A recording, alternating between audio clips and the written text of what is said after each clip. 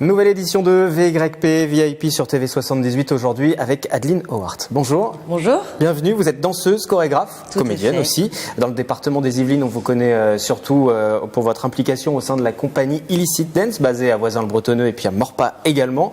Et votre actualité du moment, c'est la participation en tant que danseuse, chorégraphe sur la tournée de Maître Gims, oui, tout Fuego Tour. On c'est bien ça. Quelques images tout à l'heure. Tournée qui s'est arrêtée pour l'instant, il y a une petite pause fin décembre voilà, et qui reprendra. Et qui va reprendre, oui. Ensuite en mars. Comment s'est passée la première partie de tournée déjà? Super. Beaucoup de monde, des super salles, beaucoup de zéniths, tous les zéniths de France. Donc génial en tant qu'artiste et danseuse.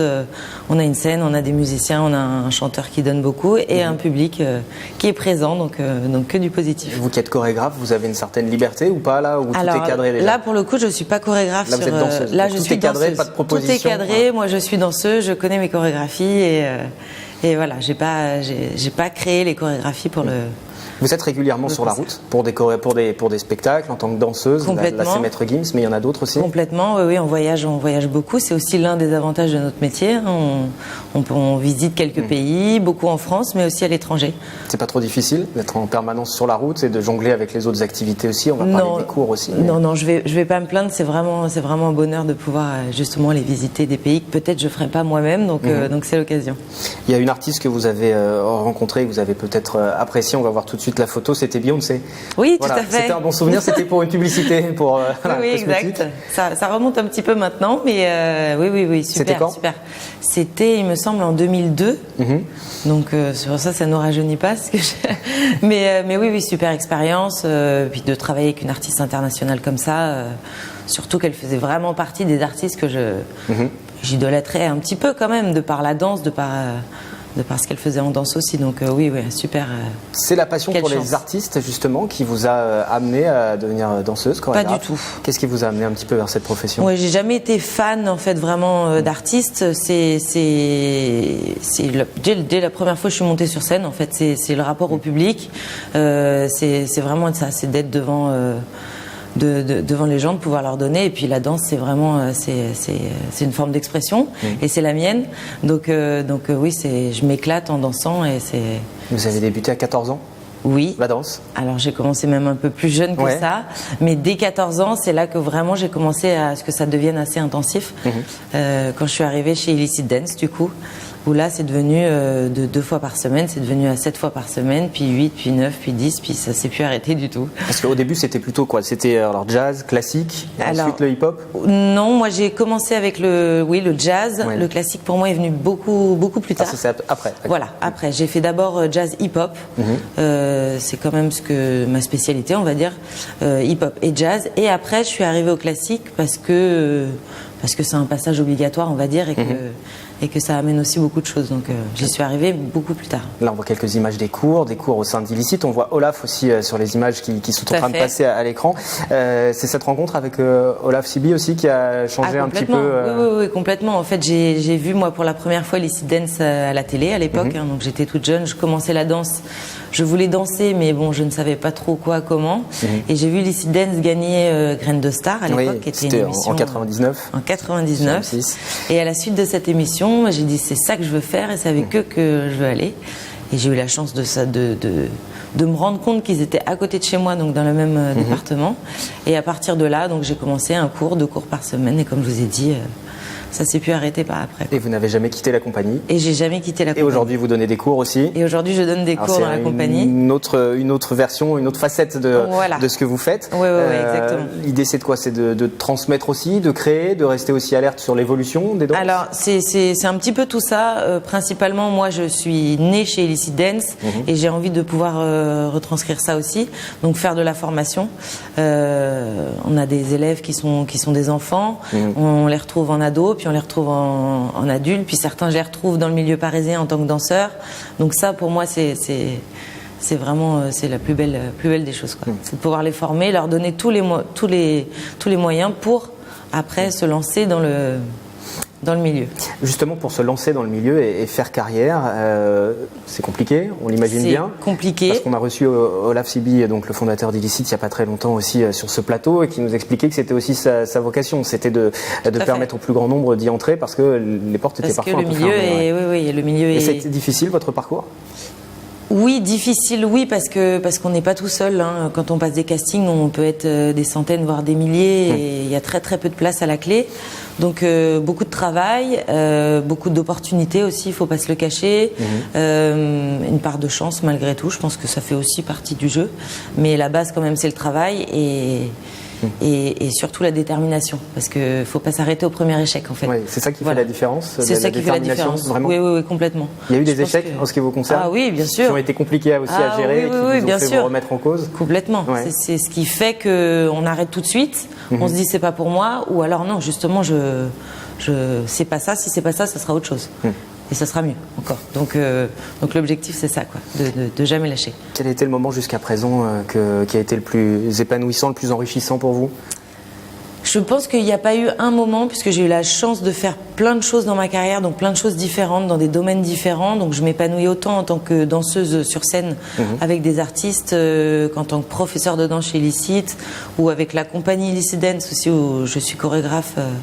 Enfin, c'est vraiment différentes facettes et j'ai besoin de tout ça. Donc j'ai jamais arrêté l'un, j'ai toujours essayé de pouvoir tout faire. Comment on se renouvelle aussi en permanence ? Parce qu'en tant que chorégraphe, il faut aussi suivre les évolutions, proposer d'autres choses. Bien sûr, il faut se renouveler. Je pense que le fait de travailler et d'être toujours dans cette activité, on reste à la page, entre guillemets, on va dire. Hein. C'est vrai qu'il faut rester un peu alerte à tout ce qui se passe, les modes. Oui, ça évolue. C'est sûr qu'il y a 10 ans et aujourd'hui, la danse a évolué énormément. Donc voilà, je pense que quand on est dans le milieu et qu'on travaille et qu'on rencontre plein de gens, parce que c'est ça aussi, on rencontre plein de danseurs, de chorégraphes, de professeurs, ça enrichit beaucoup. Et donc ça aide beaucoup après en tant que chorégraphe à pouvoir ouvrir son panel de... Il y a une démocratisation aussi aujourd'hui. Il y a beaucoup plus de jeunes qui veulent s'inscrire et c'est plus facile aussi pour eux que ça ne l'était pour vous à l'époque. Bien sûr, complètement. Aujourd'hui, c'est devenu quelque chose de normal. Enfin, ça fait partie de...